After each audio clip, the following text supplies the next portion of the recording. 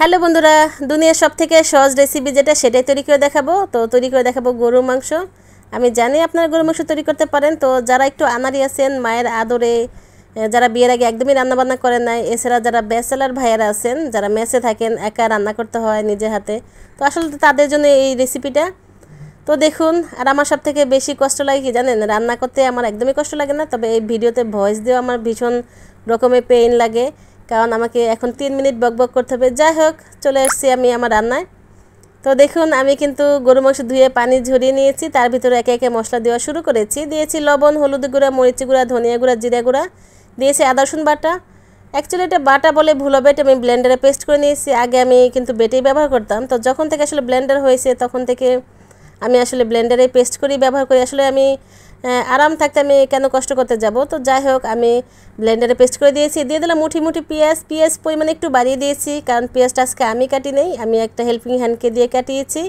এই জন্য আমার চোখে পানি এসে নেই। পেঁয়াজ কাটা আমার সব থেকে বেশি কষ্টের কাজ। পেঁয়াজ কাটতে গেলে, চলতে গেলে চোখে পানি চলে আসে।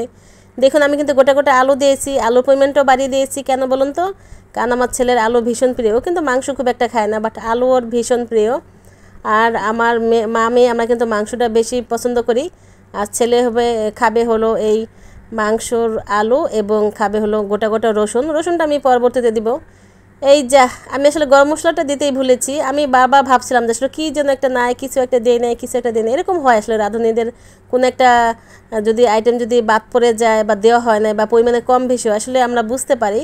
তো বারবার মনে হচ্ছিলো কিছু একটা দেয় নেই। তো এটাই আসলে কারণ, গরুর মাংসের ভিতরে যদি গরম মশলাটা না দেয়, আসলে কোনো ফ্লেভারই হবে না। গরম মশলাটা কিন্তু পরিপূর্ণ স্বাদ এনে দিবে। গরম মশলা বলতে এখানে দিয়েছি আমি লং, এলাচ, দারচিনি এবং আমাদের ছাদের গাছের কিন্তু তেজপাতা দিয়েছি। দেখুন, গোটা গোটা রসুন দিয়েছি। রসুনটা উপরের খোসাটা আমি ফেলে দিয়েছি বোটা, এবং একটু মুখের কাছে একটু ভালো করে কেটে নিয়েছি যেন একটু মশলাটা ঢুকে।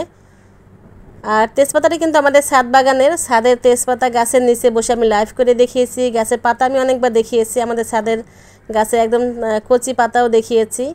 দেখুন, ছাদ বাগানের তেজপাতা আমি শুকিয়ে রেখে দিয়েছিলাম, সেটাই আমি এখন মাংসের ভিতরে দেই। দেখুন, রসুন দিয়েছি সামান্য। যখন একটু ভালো মতো কষানো হয়েছে, তখনই কিন্তু আমি সামান্য একটু গরম পানি দিয়েছি। একটু মাখো মাখো ঝোল করবো, এটা খেতে ভীষণ মজা। তো আমার রান্না রেডি। তো যাই হোক, আপনাদের সাথে অনেক বক বক করলাম, এতক্ষণে কিন্তু আমার রান্নাবান্না শেষ। তো সবাই ভালো থাকবেন, সুস্থ থাকবেন, আর অবশ্যই বাসায় ট্রাই করবেন।